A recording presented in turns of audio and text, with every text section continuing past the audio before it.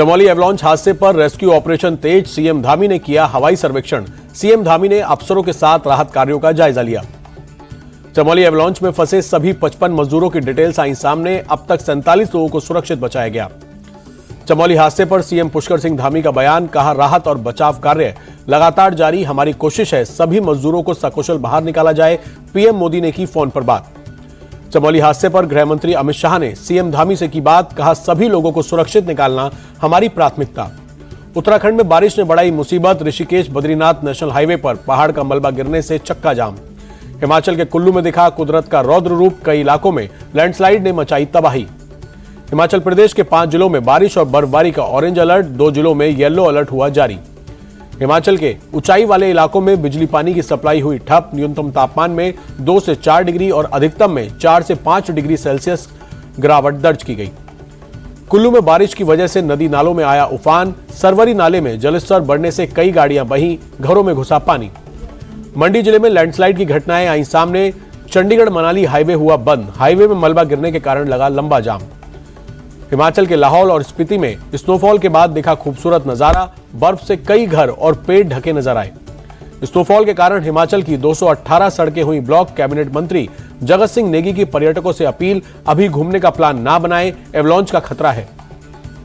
जम्मू कश्मीर में भारी बारिश और बर्फबारी ने मचाई तबाही। घाटी के कई इलाकों में अगले 24 घंटे में बर्फबारी और लैंडस्लाइड का खतरा। जम्मू कश्मीर में खराब मौसम की वजह से आज शुरू होने वाली 10वीं, 11वीं और 12वीं की परीक्षाएं की गई स्थगित। 1 और 3 मार्च को होने वाली परीक्षाएं अब 24 और 25 मार्च को होंगी।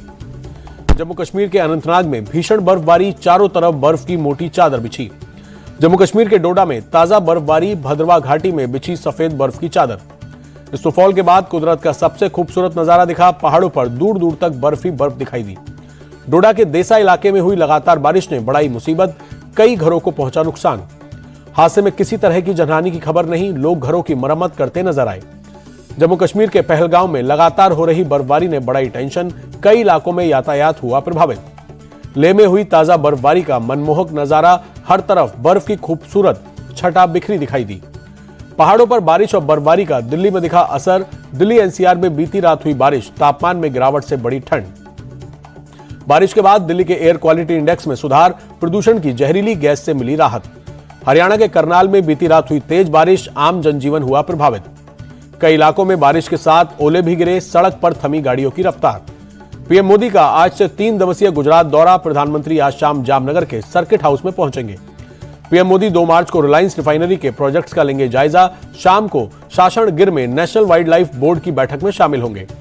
पीएम मोदी लॉइन सफारी के लिए भी जाएंगे। 3 मार्च को सोमनाथ महादेव के दर्शन पूजन का होगा कार्यक्रम।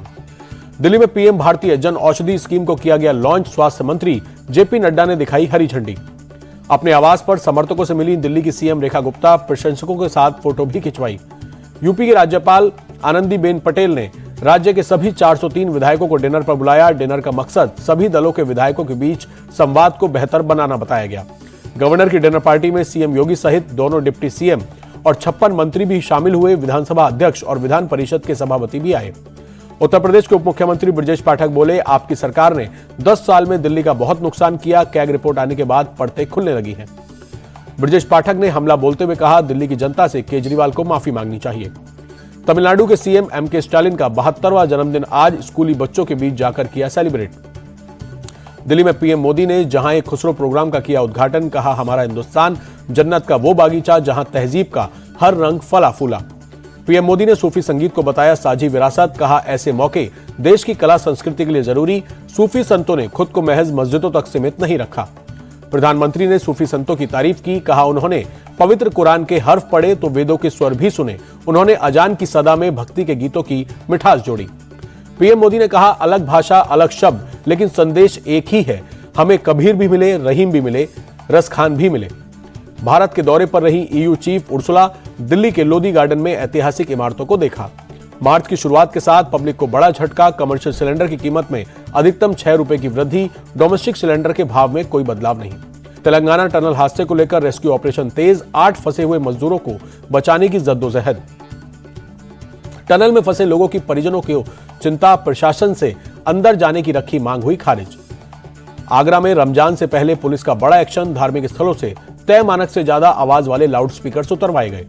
आगरा पुलिस ने पश्चिमी और पूर्वी जोन में चलाया अभियान। पश्चिमी जोन में उतारे गए 52 लाउडस्पीकर, 44 लाउडस्पीकर की आवाज कम करवाई गई। आर्थिक संकट से जूझ रही हिमाचल सरकार ने मंदिरों से मांगा पैसा। बीजेपी का आरोप, मंदिरों में चढ़ने वाले चढ़ावे के पैसों को सरकारी योजनाओं को देने का किया आग्रह। मणिपुर के गवर्नर ने अवैध रूप से रखे हथियारों को जमा करने की डेडलाइन बढ़ाई। अब 6 मार्च शाम 4 बजे तक हथियार जमा नहीं करने पर लीगल एक्शन होगा। यूपी के मथुरा में आजाद समाज पार्टी के राष्ट्रीय अध्यक्ष चंद्रशेखर के काफिले पर पथराव, पुलिस वाले सहित आधा दर्जन लोग घायल हुए। चंद्रशेखर के काफिले पर सुरेर गांव के रास्ते में हुआ पथराव, पुलिस के पहुंचने पर हमलावर हुए फरार, 2 लोगों को हिरासत में लिया गया। हरिद्वार में पुलिस ने नकली नोटों के रैकेट का किया भांडाफोड़। मुठभेड़ के दौरान कुल 2 बदमाश गिरफ्तार, 1 गोली लगने से घायल। चेकिंग अभियान के दौरान संदिग्ध गाड़ी पर सवार बदमाशों ने पुलिस पर की फायरिंग, पुलिस ने की जवाबी कार्रवाई, मामले की जांच जारी। सूरत के कपड़ा बाजार में आग से नुकसान का जायजा लेने पहुंचे गुजरात के गृह मंत्री हर्ष संघवी, मौके पर जाकर अधिकारियों से बातचीत की। अधिकारियों ने हर्ष संघवी को दी हादसे की पूरी जानकारी। घंटों की मशक्कत के बाद कपड़ा बाजार में लगी आग पर काबू पाया गया था। पुणे बस रेप कांड का आरोपी दत्तात्रेय रामदास 12 दिन की पुलिस हिरासत में भेजा गया। शुक्रवार की रात शिरूर गांव से हुई थी गिरफ्तारी। महाकुंभ के समापन के बाद यूपी के सभी 75 जिलों में पहुंचाया जा रहा संगम का जल, फायर ब्रिगेड की गाड़ियां काम में जुटी। अमेरिकी राष्ट्रपति डोनाल्ड ट्रंप और यूक्रेनी राष्ट्रपति जेलेंस्की के बीच तीखी बहस। ट्रंप ने कहा, आपकी कोई हैसियत नहीं, आप अमेरिका के हथियार पर टिके हैं। ट्रंप ने जेलेंस्की को मीडिया के सामने बताया मूर्ख राष्ट्रपति। कहा, आज से आपके बुरे दिन शुरू हो गए हैं, आपको समझौता करना होगा। व्हाइट हाउस में ट्रंप ने जेलेंस्की पर लगाया लाखों लोगों की जिंदगी से खेलने का आरोप। कहा, आप जिस तरह से तीसरे विश्व युद्ध के लिए जुआ खेल रहे हैं, उससे हम सहमत नहीं। राष्ट्रपति जेलेंस्की ने ट्रंप पर पुतिन की भाषा में बोलने का आरोप लगाया। कहा, वो रूस के साथ युद्ध विराम नहीं मानेंगे, आप हमारे ऊपर दबाव नहीं डाल सकते। राष्ट्रपति ट्रंप ने जेलेंस्की से कहा, आप ना बताएं कि हमें क्या करना है, क्योंकि आप हमें आदेश देने की स्थिति में नहीं है। आपके देश की हालत बहुत खराब है। रूस से शांति पर बातचीत का कोई सवाल ही नहीं। यूक्रेन के राष्ट्रपति जेलेंस्की बोले, पहले सुरक्षा की गारंटी चाहिए। सीज फायर के प्रस्ताव को ठुकराना आपकी बड़ी गलती होगी। यूक्रेन के राष्ट्रपति जेलेंस्की को ट्रंप की चेतावनी। राष्ट्रपति ट्रंप ने जेलेंस्की पर मदद के लिए शुक्रगुजार नहीं होने का आरोप लगाया। मीडिया के सामने दी धमकी। कहा, अगर आपको डील करनी है तो करें, वरना वापस जाएं। राष्ट्रपति ट्रंप के साथ बहसबाजी के बाद व्हाइट हाउस से निकले राष्ट्रपति जेलेंस्की। अमेरिका के साथ यूक्रेन के मिनरल कारोबार पर नहीं हुआ समझौता। ट्रंप के साथ तीखी बहस को जेलेंस्की ने बताया दुर्भाग्यपूर्ण। कहा, इससे दोनों देशों को नुकसान, लेकिन माफी मांगने से इनकार। चैंपियंस ट्रॉफी में साउथ अफ्रीका और इंग्लैंड के बीच आज मुकाबला होगा। कराची में दोपहर 2:30 बजे शुरू होगा मैच। टूर्नामेंट से पहले ही बाहर हो गया इंग्लैंड। सेमीफाइनल में जगह बनाने पर अफ्रीका की नजर। वनडे फॉर्मेट में 70 बार हुई साउथ अफ्रीका इंग्लैंड की भिड़ंत। 34 बार अफ्रीका ने मारी बाजी, 30 बार इंग्लैंड को मिली जीत। 6 मैचों का नहीं निकला नतीजा। अफगानिस्तान और ऑस्ट्रेलिया का मैच बारिश में धुला। ऑस्ट्रेलिया चैंपियंस ट्रॉफी सेमीफाइनल में पहुंचा। अफगानिस्तान ने पहले बल्लेबाजी कर 274 रन का था टारगेट। ऑस्ट्रेलिया ने 13वें ओवर तक 1 विकेट पर 109 रन बनाए। बारिश के कारण मैच को करना पड़ा रद्द। जोस बटलर ने किया चैंपियंस ट्रॉफी के बाद इंग्लैंड की कप्तानी छोड़ने का ऐलान। कराची में साउथ अफ्रीका के खिलाफ ग्रुप स्टेज मैच में आखिरी बार संभालेंगे टीम की कमान। न्यूजीलैंड के खिलाफ मैच से पहले टीम इंडिया के कप्तान रोहित शर्मा का बयान। बोले, खेल में नहीं होता कोई शॉर्टकट, आगे बढ़ने के लिए कड़ी मेहनत की जरूरत। रोहित शर्मा बोले, क्रिकेट खेलने के दौरान रहता है अपनी ताकत और कमजोरी का अंदाजा। रोहित ने युवा खिलाड़ियों को कड़ी मेहनत की दी नसीहत। भारतीय विकेटकीपर बल्लेबाज केएल राहुल का बड़ा बयान। कहा, चैंपियंस ट्रॉफी सेमीफाइनल में जगह बना लेने के बावजूद टीम इंडिया में कोई बदलाव नहीं होगा। विराट कोहली के मुरीद हुए न्यूजीलैंड के खिलाड़ी केन विलियमसन और कप्तान मिचेल सेंटनर ने दिया बयान। बोले, वनडे क्रिकेट के बड़े खिलाड़ी हैं विराट, खेल को नई ऊंचाइयों पर पहुंचाया। न्यूजीलैंड के कप्तान मिचेल सेंटनर बोले, वर्ल्ड क्रिकेट में विराट का जलवा, विराट की मौजूदगी से भारतीय टीम को मिलती है एनर्जी। विराट के खिलाफ बनाएंगे खास प्लान। न्यूजीलैंड के खिलाफ शुभमन गिल कर सकते हैं कप्तानी। चोटिल रोहित शर्मा की जगह संभालेंगे कप्तानी। पाकिस्तान के खिलाफ रोहित को लगी है हैमस्ट्रिंग इंजरी। रिपोर्ट्स के मुताबिक पूरी तरह से फिट नहीं रोहित। कप्तान के तौर पर शुभमन गिल का रिकॉर्ड दमदार। जिम्बाब्वे के खिलाफ 5 मैचों की T20 सीरीज में गिल बने थे कप्तान। भारत को 4-1 से जिताई थी सीरीज।